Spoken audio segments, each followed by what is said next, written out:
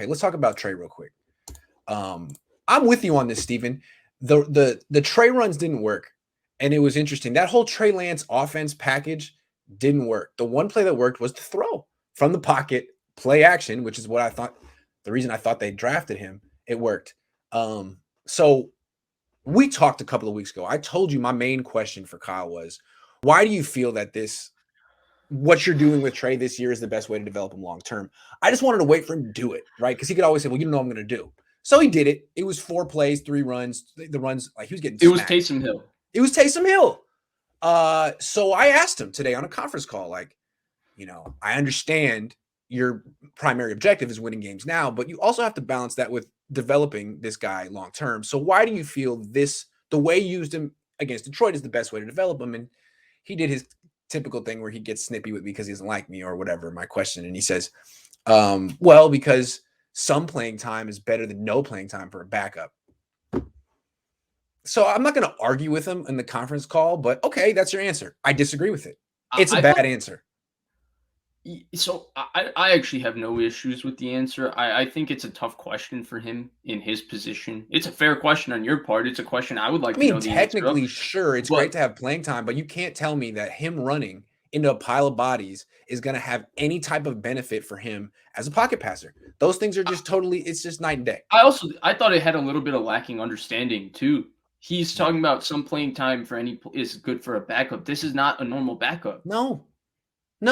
This is a backup future. You traded, 2 first-round picks. You talk about him like he's a backup. It's like I don't know. I thought you wanted him. I thought you thought he was really special. I thought you went to Justin Fields' pro day and you were so smitten with Trey Lance that you had to run back to the train, draw plays on the spot because you like him so much. And now it's like, I don't know, we'll call a few runs and we'll see. Yeah, and even the runs they ran, I mean, they didn't work that well, but I mean, they didn't. There wasn't anything overly creative. There wasn't anything very overly creative of either of them. It was just something to give a defense a different look. And I don't know if maybe they're holding out and trying to set something up as the season goes, slowly increase the package. And Jimmy did have a great. Kyle is that way. He could be like, we don't need to do it against the Lions. Let's just set this up for the Seahawks game or something like that, Yeah.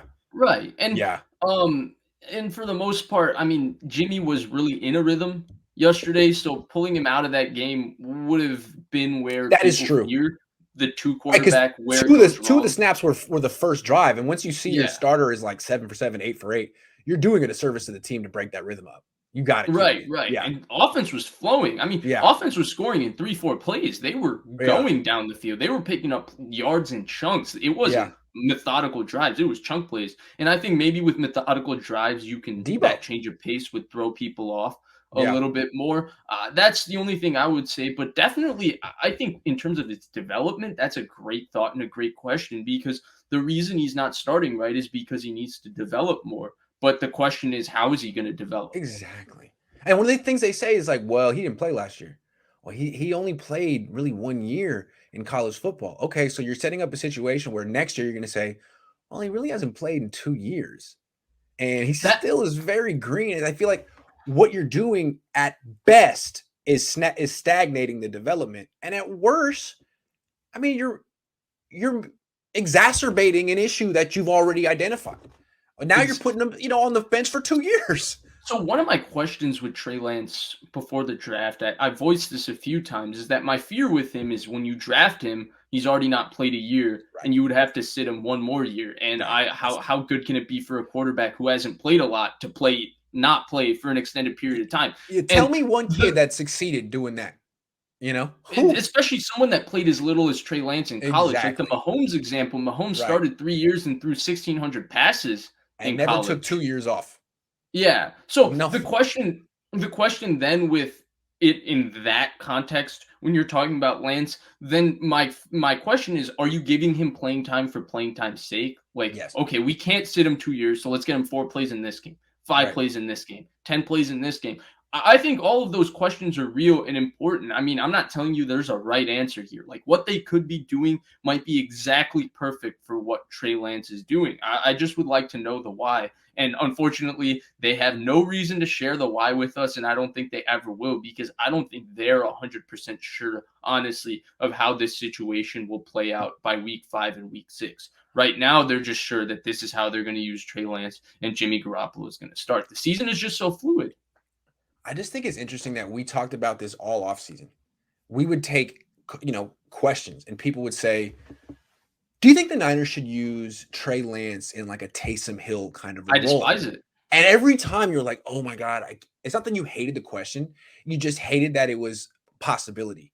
And you're like, no, you don't. I mean, Taysom Hill was a mid-round pick. It's not the same investment. Yeah. The whole thing should be developing him to be the full genuine article, not Taysom Hill. And to see that they're going with the Taysom Hill thing at first is, I don't want to say disheartening, because to me, it's another thing in a long pattern of questionable decisions from a smart guy. Let me say this to you. Let's forget the Niners for a second. We talk about the Niners. We all have some sort of attachment that may lead to bias with the Niners. We all watched the Sunday night game last night.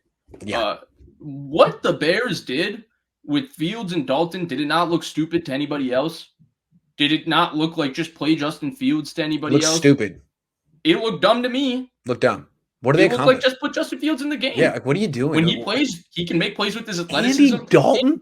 Are you kidding? And what are you doing? You're wasting everyone's time. That game that Justin You're wasting Fields your time. Make. Yeah. The big difference between the Niners game and the Bears game is Jimmy played a pretty efficient, excellent game overall by his standards. Andy Dalton also played a good game by his standards, but even that good game by his standards, you say, well, just get Andy Dalton out of the game and play Fields.